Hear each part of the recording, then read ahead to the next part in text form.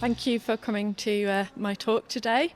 It's lovely to see lots of familiar faces as well as some new faces. So I just thought I'd start my talk with a quote that I found the other day, which I think really summarises the work that I have produced for the BCB in terms of its ethos and the concept, really. So the Earth's iron in your blood allows you to use oxygen created by other species to empower your cells to live and produce energy. How strange it is when I hear people talk about visiting nature as if they're an outsider. With every breath you declare your kinship with nature. I'll just leave that with you. So think about this throughout the talk. Okay, so there's three parts to my talk. The first part, I'm going to talk about Gaia and introduce Gaia as a concept and the title of my work here on show at the BCB. Secondly, I'll present an overview of my career from 2014 to present day. And then thirdly, I'll talk a little bit about the process and technique of the work on show. Okay, so for those of you who aren't familiar with the term Gaia, it's a term used in Greek mythology. It's the name of the goddess of earth, the mother of all earth, mother of living things and sustainer of life. So she was the personification of the earth spirit. So that's where the term came from Greek mythology. But in 1979, this term was also given to a scientific hypothesis. So James Lovelock, who was a scientist in 1979, proposed that all living things and non-living things here on Earth function as one superorganism. And this superorganism has the ability to self-regulate critical systems to sustain life. So to break that down, it's basically the thought that everything on Earth here is connected to form one big global ecosystem. So yeah, the idea that living and non-living things, like mountains, rock, bodies of water, are all part of a complex system known as Gaia. And thirdly, that all of Earth's elements work together as a self-regulating system to support life. And given the climate crisis that's here on our doorstep right now, it's not surprising that the Gaia theory is attracting greater attention in 2023. So I just wanted to give you a bit of an overview as to the term Gaia, as, like I say, the title of my show for the BCB. So my interest in Gaia as an artist, not a scientist, it lies in the connectivity and similarity of these structures in living and non-living things, and that's been a recurrent theme in a lot of my work throughout the years. So I'm interested in these structures both formally, conceptually, and aesthetically. So for the BCB, I've done research into, more specifically, human cells, the brain, the Earth and its hemispheres, and terrestrial globes and hemispheres.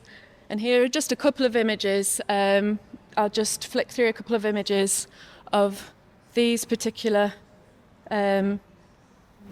ideas of the cells, the human cells, different types of cells within the body, the hemispheres of the brain. So I was particularly interested in the idea of having the right and the left-hand side of the brain, and the left-hand side associated with logic, analytical thinking and process, and the right-hand side of the brain concerned with creativity, intuition, and expression and holistic thinking. So the idea that you have this sort of structure and order and the antithesis of chaos and expression. So both hemispheres as a whole gives you the full picture, the full circle. Like I say, looking at globes and spheres. So there's a lot of different research into this particular body of work, but and I didn't want to make anything very specific or too literal. So this is sort of my interpretation. The work on show is my interpretation of all these different themes and concepts. I've looked at asteroids, geodes, coral, meteorites. So like I say, looking at the shape and form as well as the concept and the idea of the structure and order and what happens when that breaks down, the antithesis. So moving on to part 2 of my talk, I want to give you a bit of an overview or a timeline of my career from 2014 to present day.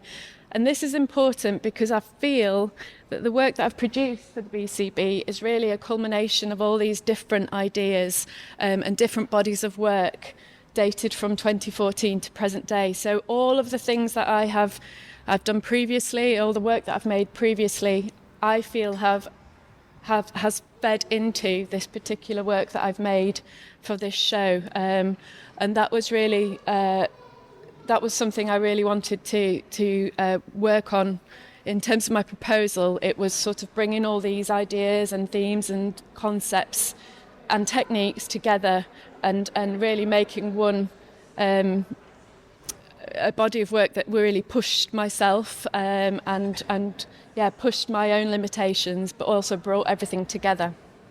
It's come full circle, really. So the previous collections are Urban Palimpsest, Fractured Harmony, Inner Order, Grace, Infrastructure, Battleground, and the Stellar series, which was really, the Stellar series was a precursor to this particular, to Gaia, and it's sort of where it all began. But I'll explain more as we go through. So I actually graduated in 2001, so that's kind of when I graduated from Edinburgh College of Art, and I moved back down to Leeds shortly afterwards. The reason I say my career from 2014 is because I had to get a full-time job on completion of my degree. It was financially I needed to work, so I got a full-time job at Kirklees College, which is in Yorkshire, and I spent the next 12 to 14 years working as a technician and a tutor at the art college. So it sort of left little time to pursue an active career in the industry. So interestingly, though, I consistently made work. It's not that I stopped working.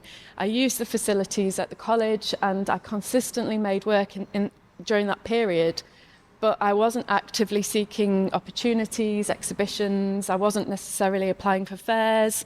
I just didn't have the time or capacity whilst working this full-time job. So I feel that time was really like my own sort of, I almost think of it as my own MA, if you like. So it took a bit longer. And but I really, I tried to develop my work sort of post-degree, and I was quite focused, but like I say, it was really just, I was making it for myself rather than actively trying to build a profile in the industry. And then in 2015, when personal circumstances allowed, without going into too much detail, I was sort of had the opportunity to really get out there, and I decided it was my time. So just backtracking slightly, the reason I've put this particular slide, in 2011 it was a real turning point because, like I say, I wasn't actively seeking opportunities, but this particular opportunity actually was presented to me in that a curator from Oldham Gallery called Dinah Winch contacted me and said, she must have contacted me about 10 times. I'd just got a phone at that point, and you know when you don't recognise a number, so you just ignore it. And the 10th time she nearly gave up. She said, right, I've been trying to get hold of you, and we're after a contemporary piece of work to sit alongside. Are you aware of an artist, ceramic artist called Gordon Baldwin? I was like, of course, he's my absolute ceramic hero, so I nearly fell over. So she said, right, okay. So basically, long story short, I had this piece of work sat next to a piece by Gordon Baldwin, which was a huge turning point, and it really made me think, come on, Rebecca, you know, it was almost my ambition to be a full-time practicing artist. I'd always wanted that, but it took a bit longer. So it took me a few more years. So from 2011 to 2014, it got the cogs going, and I got the ball rolling. But yeah, in 2015, I set myself up in a tiny studio in Leeds with an organisation called East Street Arts. It was literally a shoebox. And I thought, I'm going to produce a body of work that I would be confident and happy to try and get out into the ceramic industry and try to build my name and my profile as a ceramic artist, which was always my long-term ambition. So 2015, I applied for Ceramic Art York, which is connected to Ceramic Art London, and that's where it began, really. There were a few other things, like I say, like the Oldham show and a couple of other things, which had an amazing lineup, by the way. It had some Steve Dixon and loads of incredible makers in that show, but that's another story. But yeah, 2015 was, I did my first sort of ceramic fair at Ceramic Art York. And I was really, really focused and determined to build this profile. And I made this body of work, which was these curved forms, which I'll show you a few images in a minute. But it was there that I was introduced to the CPA and Marta Donaghy from Contemporary Ceramics.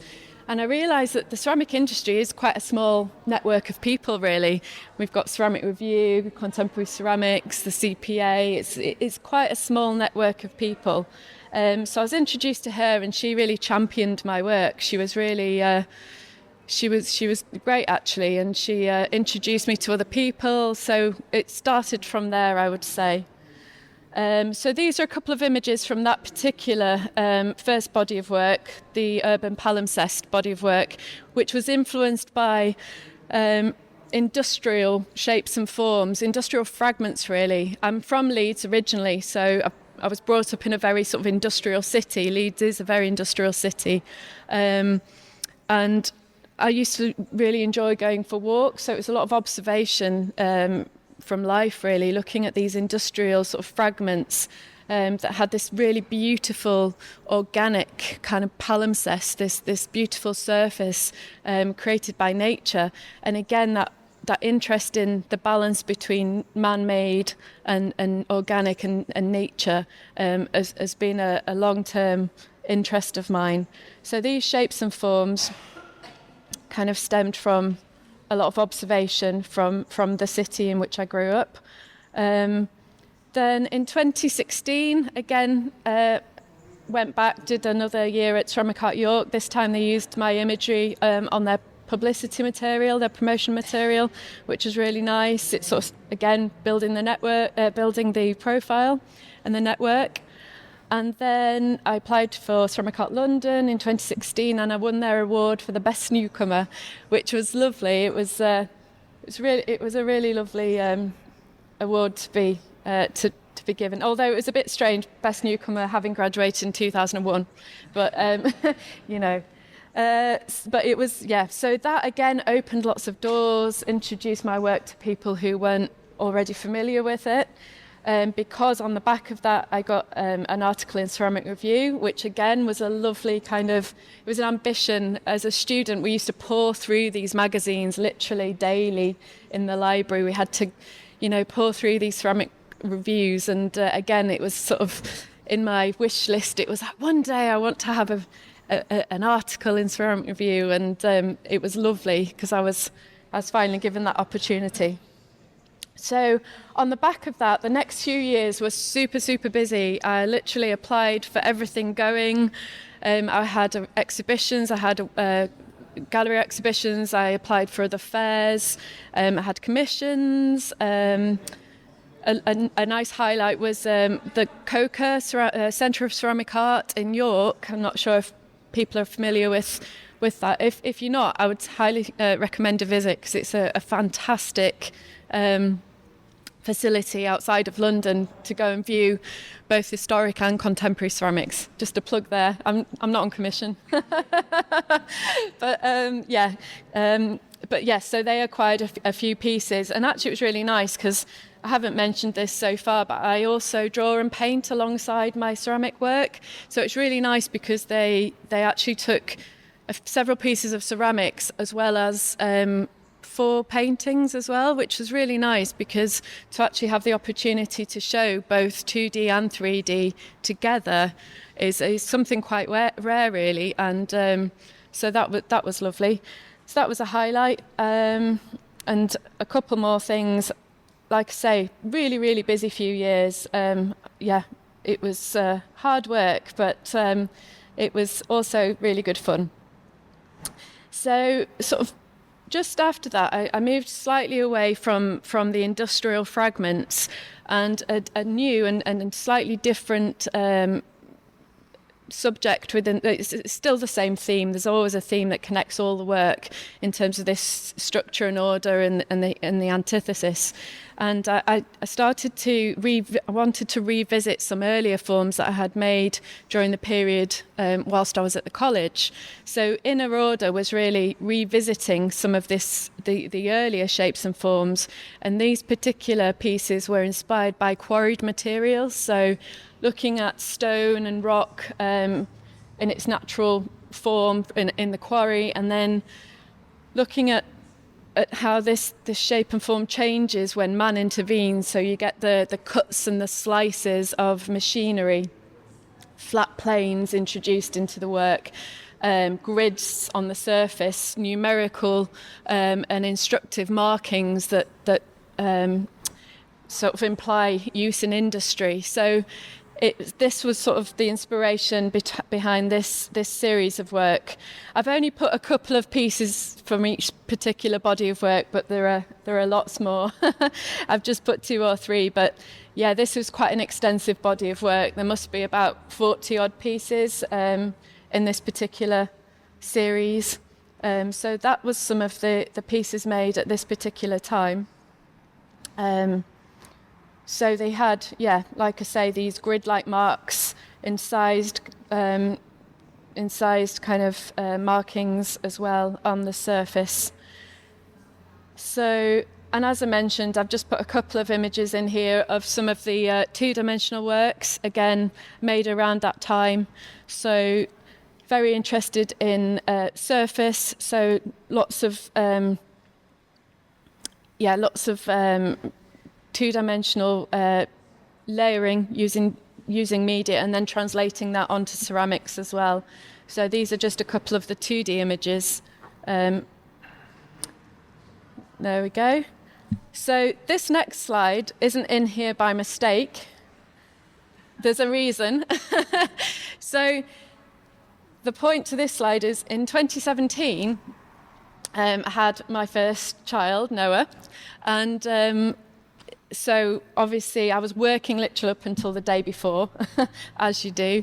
And so I had Noah in 2017, and then a week in, I got sepsis, and it was terrible. It was really, I was sort of hospitalised for 4 months, in intensive care for 4 months, and it was a very traumatic time. There's a reason I'm telling this story. I'm sorry if it's but it's really important to the whole story. So, sepsis for 4 months with new life, brand new baby, and then literally a couple of operations, quite extensive operations, and in that they found a tumour. So I had cancer also. So this year was absolutely terrible. It was just a very, very traumatic year. But all this going on with this brand new baby, he was an absolute blessing, it just sort of came from nowhere. This thunderbolt of crazy year. So that happened to me. That was my experience. So I went back into the studio as soon as I was sort of physically able. I went back into the studio in 2018, and I hadn't processed any of what had happened, and I sort of went back in to try and pick up where I left off. And so I sort of tried to revisit the Inner Order series, and I started building these shapes and forms. And it was just both a physical and mental sort of struggle, really, to make this work. But I persevered, and I was very determined, and I started making these shapes and forms. You'll notice that some of them actually have some metal inclusions in them. Alongside the work I was producing for myself, I was also commissioned to create a public sculpture, which I'll talk about in a moment. So, yeah, these shapes and forms became quite geometric. You'll notice that a lot of the surface, the more painterly surface, the more expressive surface from the previous series, the Inner Order series, was sort of taken away from these pieces, and the surface colour becomes very flat and cold, and these metal extrusions are sort of are coming. I was using them as marks sort of to come off the surface and out into the negative space, almost like a scaffold. And whether the scaffold was protective or a barrier, I think it was probably both. And for me, again, retrospectively now, I think this was an exercise in control. I think literally it was getting back into the studio, but I was very much, it was, like I say, physical and mental exercise in control. And actually, these were quite important works at that particular time. So it was about a year into this new work when I was researching a proposal or a commission which talked about bringing together art and science, and it was specifically around a commission to do with, based in the cancer research department at a hospital. And up until that point, like I say, I think I was in denial about that particular year. I couldn't go near anything to do with, anything medical or anything related to cancer, I just didn't want to hear. I'd switch off the TV, I'd switch off the radio. But I was reading this commission, and all of a sudden, when you just have a moment of kind of awareness, and I actually thought, I think I'm ready, and I think I was almost compelled to go back into the studio the very next day and actually address some of the things I'd gone through, the trauma of that year in the work. I had no real specific idea of what I was going to produce or how this would evolve or develop, but I knew that it needed to come out somehow. So the very next day I went in, I sort of just swept the work I was doing off the side, and I started to play with clay.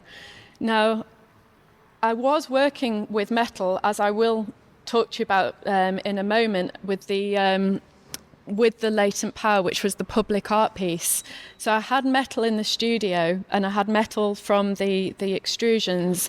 So I started thinking about the metal as an internal structure for this new body of work, thinking about if the metal provides an internal structure, the clay could actually form over the surface of this internal structure and become almost like a skin placed on top. And as we know in ceramics, unless you're using kiln wire, microme wire, that will actually, the wire, nichrome wire that will actually withstand the temperatures of a kiln, metal is not to be used in ceramics because the clay will shrink onto the surface and cause it to crack or come away.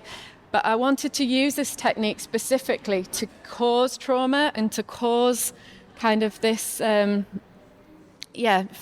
disruption in terms of a technique as well as a concept. So like I say, I started to wrap this clay around these internal frameworks of steel, intentionally trying to cause trauma and chaos within the technique. So there's also a term in the building industry called concrete cancer. I'm not sure if anyone's aware of that. And it's to do with concrete used in industry, where you have the internal, the rebar in the concrete, which gives it the strength. And if any moisture gets into the structure and it causes the steel to rust, it forces the concrete to come away, and that term is called concrete cancer, which is it causes a lot of problems within the building industry. So I thought I could actually use that sort of idea within, and I tried to recreate that ceramically. So these are a couple of the images from that particular series of work called Grace. Again, I made quite an extensive body of work around this time. Visually and aesthetically, they are very different from any work that I had made before. But actually, when I talk about the concept being about anatomical structure, and then, the supporting structure, whether it's a skeleton or whether it's the nervous system or whether it's organs that provide our internal sort of structure, and what happens when that structure breaks down, it's exactly the same theme or concept that has always been a recurrent theme throughout all the work. So that was a couple of pieces from Grace, and then I moved on to, in 2021, a series called Infrastructure, which moved away slightly from the immediate sort of visceral trauma of that year, and I started to revisit again some of the earlier sort of subjects. So whether it was the infrastructure of architecture, the infrastructure of industry, of nature, or human anatomy. So it became a bit more ambiguous again. And these are just a couple of works from that series. And again, made quite a lot more, but this is just an example. So just talking a little bit about the public art piece, Latent Power, to give it its correct title. So that was created over a period of 2 years, 2017 to 2019, and it was a public art piece commissioned for Leeds City Council, and they selected me as the artist specifically because of my interest in industry, and the piece itself was made for an area in Leeds called Kirkstall, which was a very industrial part of Leeds. It's famous for a few different things, but specifically for it had the longest serving foundry that was actually set up by the monks in the 16th century.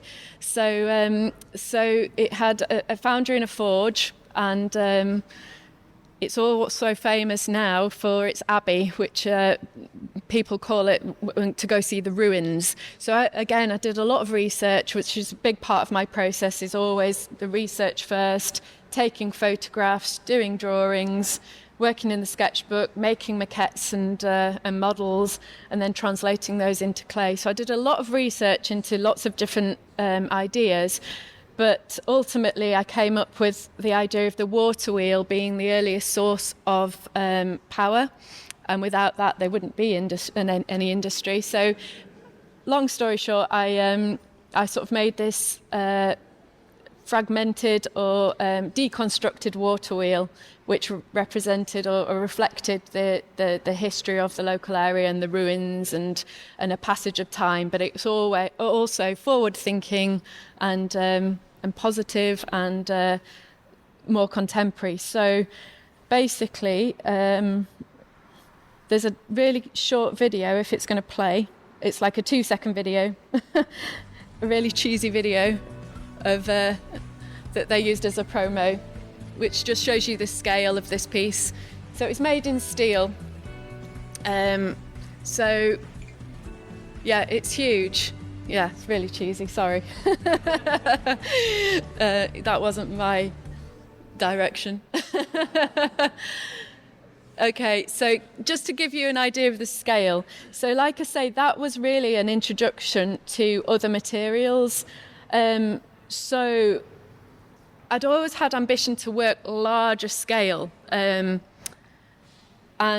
probably on my foundation course, I wasn't entirely convinced it was clay at that point on my foundation, but my tutor at the time, David Roberts, I'm not sure if anyone's familiar with David, lovely guy, very influential. He suggested I go to Edinburgh because they had a really great ceramics department, which they really did. But I was always at the back of my mind, I had, I love clay, but I also love other materials as well.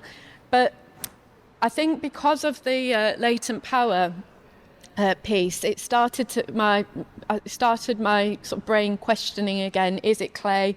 What about other materials? I'd really enjoyed working on such a large piece of work at such a huge scale. So was that going again? That was not meant to go again. Sorry. Here we go. So in 2021. I applied for a DYCP award from the Arts Council, Develop Your Creative Practice award from the Arts Council, and I was successful in that application. And that allowed me to explore the potential of using other materials as well as clay. I didn't want to forget the clay, but it was just thinking about, is the potential in using other materials? Can I combine or hybrid these different techniques using different materials? And like I say, it was just really an itch I had to scratch. I needed to just explore working with these other materials, and I had a great time, don't get me wrong. Things I took from it, I loved the immediacy of working with other materials, and I enjoyed not having the constraints of a kiln in terms of the scale. I could work at any scale, and also the immediacy in terms of, again, ceramics has its limitations in terms of drying time and working on a particularly large scale. You need to be very consistent with drying times and time allowed to work on a particular piece. So I made this body of work, and without going into huge detail, I actually came full circle because I realised I was actually trying to make things just like clay. So I was trying to make these non-ceramic materials behave like clay. So it actually... I actually answered my own question. I came full circle and realised, absolutely, it's clay. But I'm really glad that I had that opportunity to investigate, because again, I think I would always have questioned. And also with working again with these other materials, it definitely it was a great experience. But also, I think some of the things I learned from that opportunity have fed into the work that I am now producing in ceramics. So moving on, 2021, stellar, really important body of work. So having made the Grace series, I think it changed my approach and my attitude towards, really myself, and considering for the first time, I think because I was making more autobiographical work, I felt that my work had an integrity to it, and I was a lot more confident in standing up and talking about the work because it was more personal to me and because it was more autobiographical. I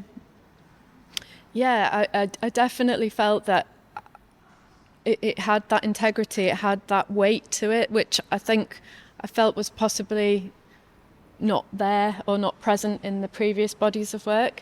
So Stella continues as an autobiographical sort of body of work that Stella, meaning in ancient times a standing stone. It commemorates memories, places, events, or people. So my idea for Stella was that if you think of a simple structure, a building in its complete form as a simple structure, what happens when this building breaks down and all the memories imbued in the material?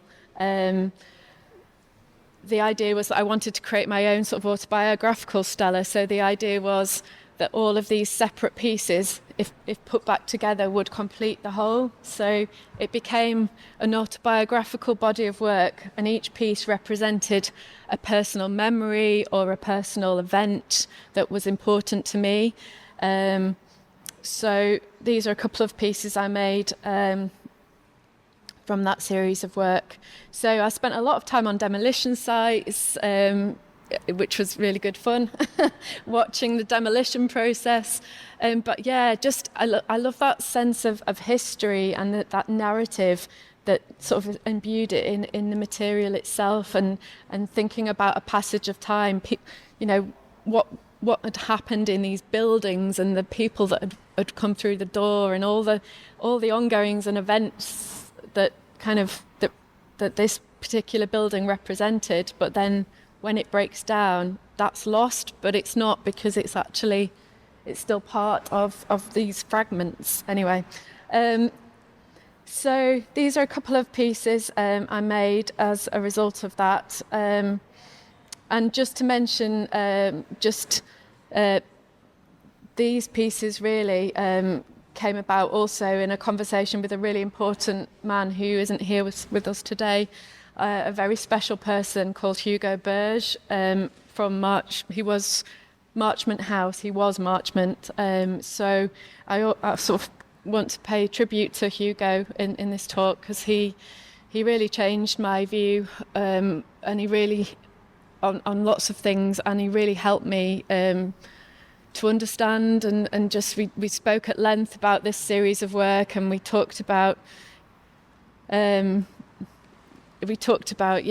lot of things, and he's not here with us today, and it's really, really sad, but that's a bit of a tribute to Hugo. I just had to, because he was really excited about when he found out about the BCB. So yeah, anyway, so moving on, there's a slide in there of just a couple of achievements and award projects and exhibitions to date, but I won't dwell on that, because I want to just talk to you about now the actual work on show. Want to talk about the final part of the talk is about the process and technique of these pieces here today. So talking about the process, so they're all slab built using 3 or 4 actually different clay bodies. They're all specifically hand building bodies of clay. So they have a lot of grog in them, or molluskite, which gives them strengths to create quite large scale pieces of work.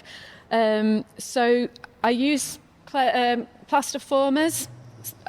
So I make the formers out of plaster using big exercise balls, huge exercise balls, and make a plaster former, which I then lay the clay into to take the shape of the sphere.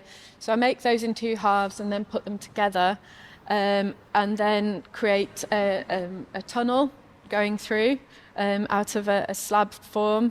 And then I use a reductive process of carving into the surface to create this sort of very organic texture. And then I use waste material.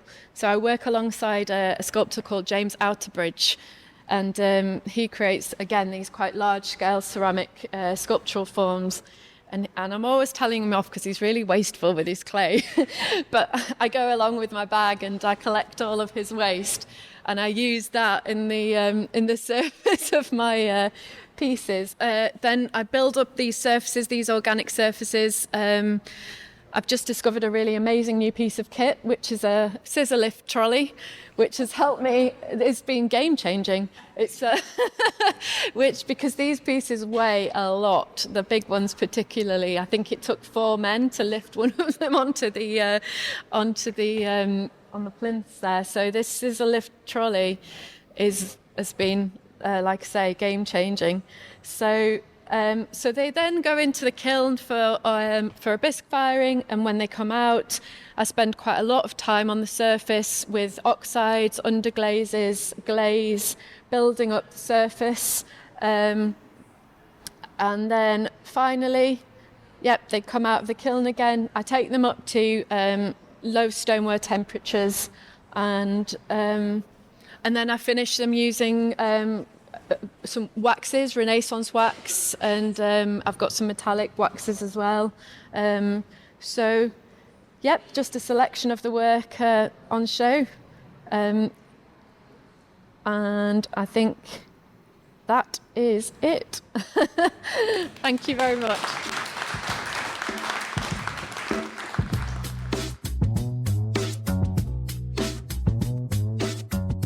In a short space of time, I've made visually quite different lines of work or series of work.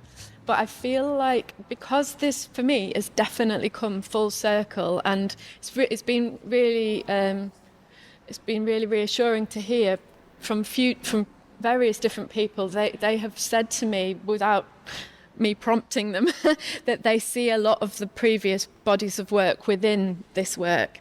I feel I'm ready to just slow down a little bit, and there's so much in this and in the concept of Gaia, and there's so much that I would like to continue to investigate and to develop further, that I'm hoping that this will sustain my practice for quite some time to come. So I'd quite like to just slow it right down.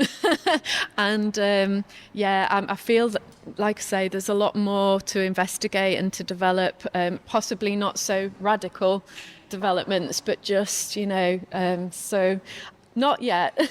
I never say never, but yeah, at the minute I'm just happy, sticking with this.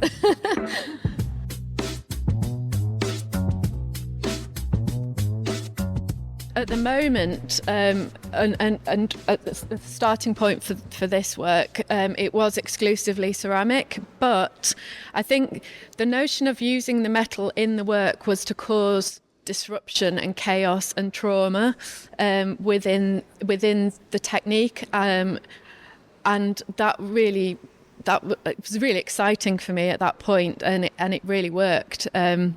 So I think, because there's so much more to develop in terms of Gaia and where it might go, I think I would definitely not rule out potential. Yeah, it could be anything. I think I've fully realised now that absolutely clay is my material. It's my medium. I love it. I love the endless possibilities. But I think possibly an inclusion of other materials at some point might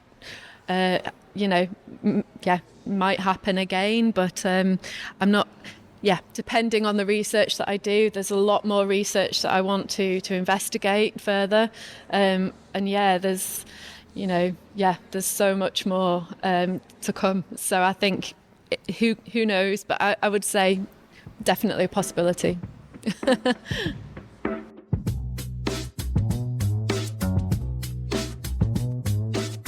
Drawing, it's such a big part of the practice as well, and whether it's drawing for design or drawing for just realising ideas, or drawing in its own right as a piece of work to maybe illustrate, it has lots of different functions within the full practice. So it is nice when you can show the full practice, because it's all part of the story and of the narrative. So I think it's always nice when you can show what goes before, rather than just the finished piece of 3D work. But yeah.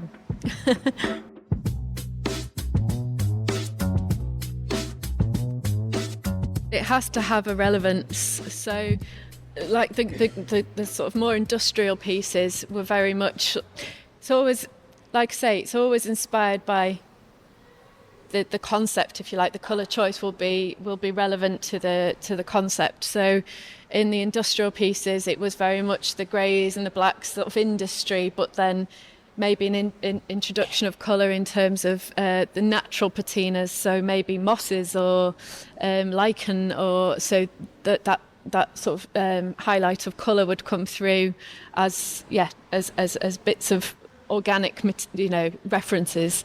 Then there's slightly the brighter, flatter colour in the with the boulders type pieces. Again, that was relevant to, I think it played out, and sometimes the colour was very dark, and it was very sombre and cold, and then that sort of almost acid yellow, again, it was quite an interesting colour choice for me, because it's not usually a colour I would necessarily have chosen, but at that time it felt right, because it was a bit of a again, it sort of said something about my frame of mind at that particular point. The colour choice of the Latent Power, the public art piece, was yellow because I was looking at industry, and yellow represents, when you think of road markings, street furniture, JCB, all of that industrial colour, contemporary industry, you've got that bright, vivid yellow, but also it's a very sort of positive and uplifting colour, and something that people associate with, more what's like a happier expression, if you like, because it was quite an industrial part of Leeds, so they wanted something a bit more uplifting. So that yellow was chosen specifically for those reasons. So yeah, colour is always important, and it has to be relevant. For example, a piece from the Stella series was one. It was called Saunders Pink, and it was a very specific pink that were on the walls of my consultant's room when I had to go visit. It filled me with absolute dread, and every time I see this colour, I get this feeling of dread, because that was my consult at the room that I would always go. So Saunders Pink, hence, and that was the Saunders Pink Stella. So yeah, it's not arbitrary, it's not sort of without thinking, it's very specifically chosen. Thank you. Thanks.